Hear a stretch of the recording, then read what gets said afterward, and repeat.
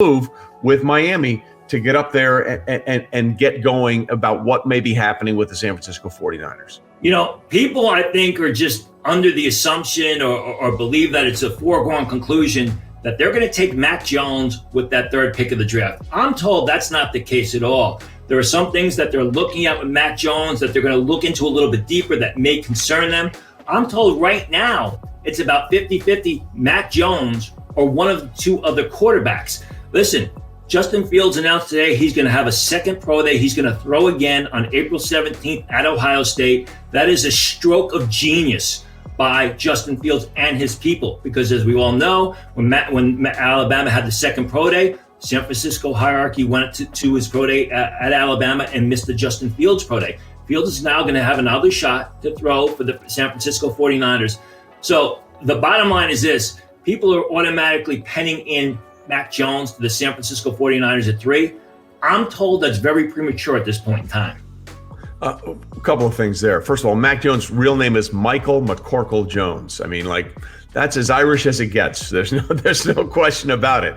But Tony, if you make that move up to number 3, like, historically, that tells you there's a person, a singular quarterback you're focusing on, right? Because I don't know many people that make that kind of move up to 3 and historically have said, we'll take whatever quarterback is available. They're clearly targeting someone. Well, that's not true. Remember, the Jets did the same thing in 2018. They moved from the 6th pick to the 3rd pick. Was it going to be Sam Darnold? Was it going to be Baker Mayfield? Was it going to be Josh Allen? I think it's a situation, from what I'm hearing, where, yeah, the Niners may like one of the quarterbacks more than the other, but they're comfortable with many of the 3 guys because they like the skills of all 3 quarterbacks. Listen, do I think that they moved up? I think they would have moved up if they knew they could have got Zach Wilson. That was their guy. But I think at the same time, I think they're, from what I'm hearing, is they like all 3 quarterbacks and they're very comfortable with all 3. I'm just hearing at this point in time, it's not a given that Mac Jones is going to be selected by the Niners with the 3rd selection. That is interesting. But again, if you're using the Jets as a model there, that's like the worst thing you could do, right? Because we just talked about the Jets and all their top round picks, and they've already moved on from Sam Darnold, who you just said they would have been very comfortable with any one of those guys up in 2018. So I'm very intrigued by what San Francisco is going to do based on the move that they made. Outside of a few years ago, when the Saints gave up a lot of draft capital to go up and get Marcus Davenport, the rush end out of UTSA. Normally, you don't do that unless there's a quarterback that you're targeting. And while Marcus Davenport has been good, he hasn't been worthy of the draft capital they got up for him, right?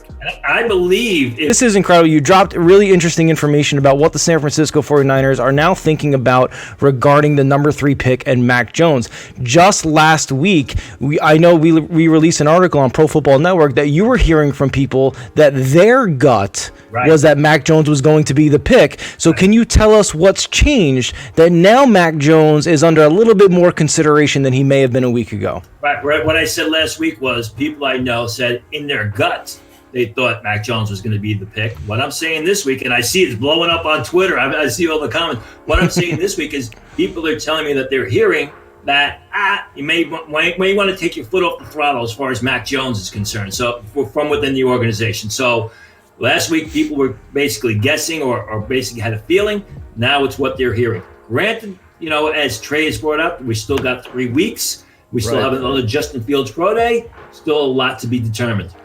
Well, I always feel like that this time, real quick, like everything that you hear is put out there for a reason, right? Nobody's just throwing bleep out there.